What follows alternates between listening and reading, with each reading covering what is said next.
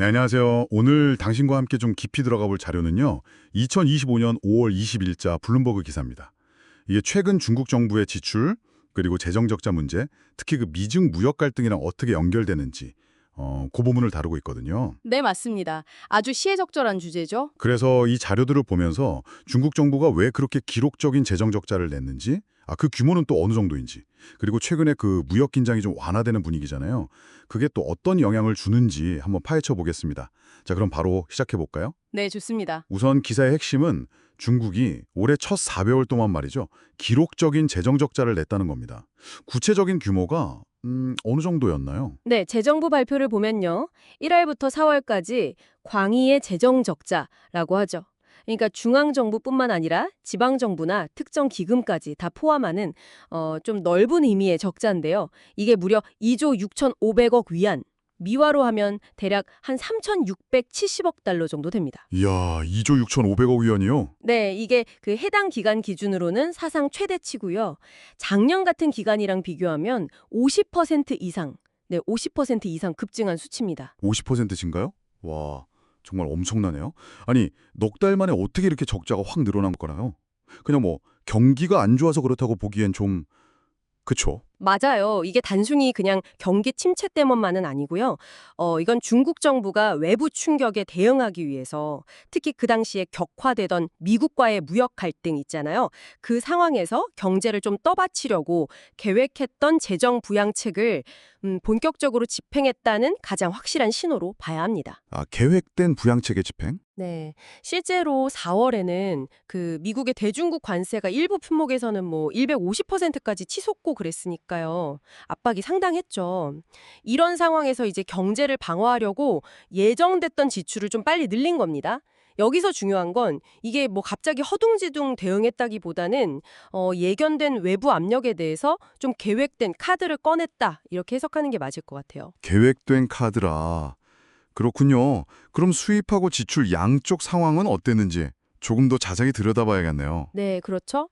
1월부터 4월까지 보면 총 수입은 9조 3,200억 위안이었어요. 작년 같은 기간보다 한 1.3% 감소했는데 뭐 1분기 감소폭보다는 줄어서 약간 안정화되는 모습입니다. 수입은 좀 안정화 추세군요. 네. 반면에 총 지출은 11조 9,700억 위안. 이건 7.2%나 늘었어요. 와, 지출은 7% 넘게요? 네. 그리고 이 지출에는 그 일상적인 경비 중심의 일반 예산뿐만 아니라 그 인프라 투자 같은 거 있잖아요. 자본 지출 성격이 강한 정부 기금 예산까지 다 포함된 겁니다. 기금 예산까지. 그러니까 전방위적으로 돈을 썼다는 거네요. 그렇죠. 재정 투입이 상당히 광범위하게 이루어졌다고 볼 수 있습니다. 근데 최근에 미중 간에 좀 극적인 그 무역 긴장 완화 소식이 있었잖아요. 이건 좀 변수인데요. 상황을 어떻게 바꾸고 있나요? 맞습니다. 5월 초에 양국이 관세를 좀 일시적으로 내리기로 합의하면서 분위기가 확 달라졌죠. 이 무역 휴전 소식에다가 또 4월 경제 지표도 생각보다 괜찮게 나왔거든요. 그랬군요. 네, 그러다 보니까 일부 글로벌 투자 은행들이 중국의 올해 성장률 전망치를 슬슬 올리고 반대로 추가적인 대규모 부양책이 나올 거라는 기대는 좀 낮추기 시작했어요. 아하. 그러니까 외부 요인, 이 무역 갈등 완화가 실제 경제 전망이나 정책 기대치에 바로 영향을 주기 시작한 거죠. 그렇다면 오늘 나온 이 재정 데이터가 그런 전망, 그러니까 추가 부양은 좀 천천히 할 수도 있다는 그 관측에 힘을 실어주는 거네요. 정확합니다.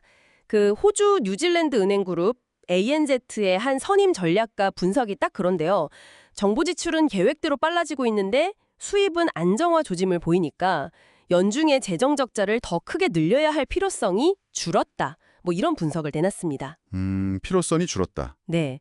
다시 말하면 이미 집행된 부양 효과를 좀 지켜보면서 뭐 추가적인 대규모 조치는 당장은 필요 없을 수도 있겠다. 이런 해석이 가능해진 거죠. 자, 그럼 이 복잡한 상황을 좀 종합해 볼 때 이 정보가 당신에게는 어떤 의미로 다가올까요?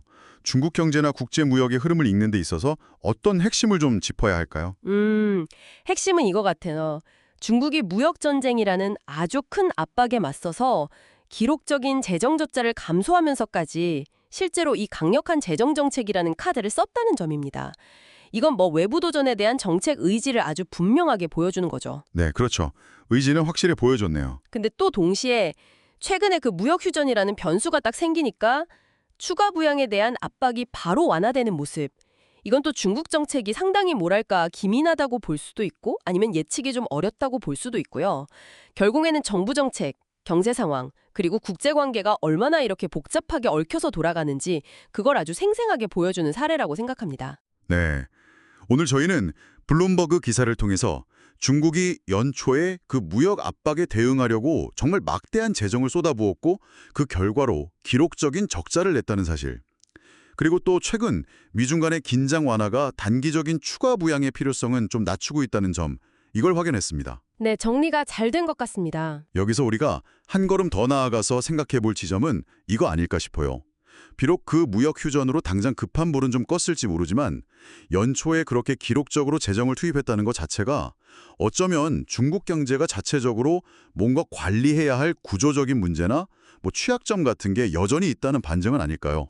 상당히 중요한 지적이십니다. 그러니까 무역 갈등이라는 외부 요인을 넘어서 앞으로 중국 경제 전략의 진짜 방향성을 읽으려면 우리가 또 무엇을 더 주목해야 할지 계속 고민해 볼 필요가 있겠습니다.